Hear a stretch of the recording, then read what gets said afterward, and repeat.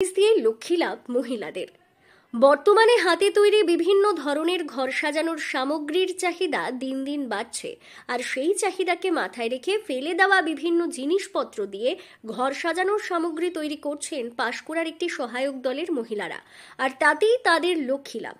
দৈনন্দিন জীবনে বহু জিনিস থাকে যা ব্যবহার করে এক প্রকার ফেলেই দিতে হয়, কিন্তু সেই সব জিনিস দিয়েই আবার তৈরি হচ্ছে নানান ঘর সাজানোর সামগ্রী, যা বাজারে বিক্রি হচ্ছে ভালোই পরিমাণে।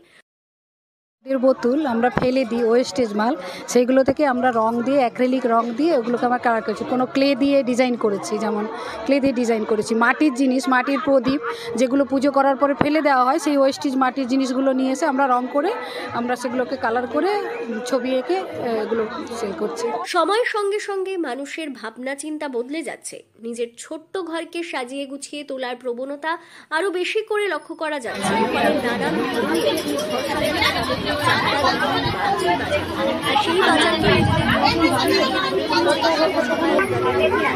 পূর্ব মেদিনীপুর জেলার পাঁশকুড়ার একটি স্বনির্ভর গোষ্ঠীর মহিলারা দৈনন্দিন জীবনে ব্যবহার করে ফেলে দেওয়া সামগ্রী দিয়ে সুন্দর সুন্দর জিনিস তৈরি করছেন, যেমন কাচের বোতল, মাটির প্রদীপ সহ নানান সামগ্রী একবার ব্যবহার করে ফেলে দিতে হয়।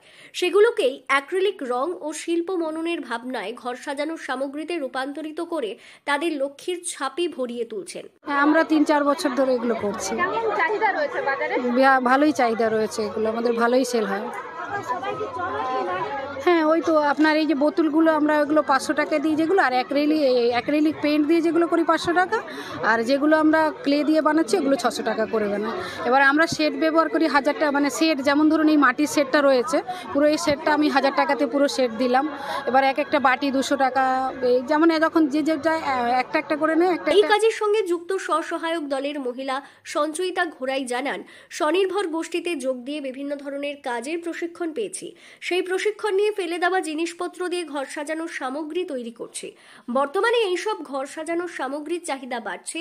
আমরা সরাসরি নিজেরাও বিক্রি করি, আবার অন্যান্য মাধ্যমের মধ্য দিয়েও জিনিসপত্র বিক্রি করা হয়। কাচের বোতলের ওপর রঙের পেন্টিং, রং বেরঙের মাটির জিনিসপত্র সহ পাটের দড়ি ও উলের নানান ধরনের ঘর সাজানোর সামগ্রী তৈরি করে বাজারজাত করা হয়। এর ফলে উপার্জন হচ্ছে। পিছিয়ে পড়া পরিবার আর্থিক ভারসাম্য বজায় রাখতে স্বনির্ভর গোষ্ঠী বা স্বসহায়ক দলের ভূমিকা অন্যতম। পূর্ব মেদিনীপুর জেলা জুড়ে বিভিন্ন স্বনির্ভর গোষ্ঠীর মহিলারা নানান কাজের মাধ্যমে স্বনির্ভর হচ্ছেন। পূর্ব মেদিনীপুর জেলার পাঁশকুড়া এলাকার স্বনির্ভর গোষ্ঠীর মহিলারা ফেলে দেওয়া জিনিসপত্র থেকেই আবার নতুন সামগ্রী বানিয়ে লক্ষ্মী লাভ করছেন। পূর্ব মেদিনীপুর জেলার পাঁশকুড়া থেকে সৈকত শের রিপোর্ট, লোকাল 18 বাংলা।